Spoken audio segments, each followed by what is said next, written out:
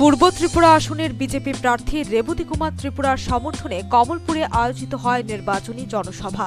শুক্রবার কল্যাণপুর টাউন হলের মাঠে আয়োজিত এই জনসভায় উপস্থিত ছিলেন মুখ্যমন্ত্রী বিপ্লব কুমার দেব ও প্রার্থী রেবতী কুমার ত্রিপুরা। এই জনসভায় বক্তব্য রাখতে গিয়ে মুখ্যমন্ত্রী বলেন, মোদি থাকলে ত্রিপুরার উন্নয়ন সম্ভব। মোদি আছে বলেই ত্রিপুরাকে অতিরিক্ত আর্থিক সহযোগিতা করা হয়েছে।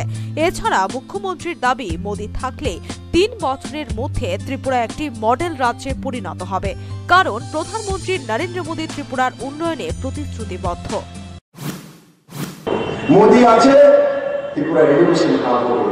মোদি আছে তো ত্রিপুরা আইটি হাব হবে। মোদি আছে, ত্রিপুরা হেলথ হাব হবে।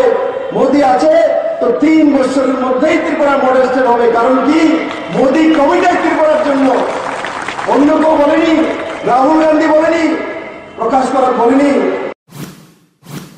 এছাড়া এই জনসভায় বক্তব্য রাখেন পূর্ব আসনের বিজেপি প্রার্থী রেবতী কুমার ত্রিপুরা। উপস্থিত ছিলেন খাদ্য ও ক্রীড়া মন্ত্রী মনোজ কান্তি দেব, যুব মোর্চার রাজ্য সভাপতি টিঙ্কু রায়, বিধায়ক আশিস দাস ও বিধায়ক পরিমল দেববর্মা সহ অন্যান্য বিজেপি নেতৃত্ব। Bureau report, news vanguard.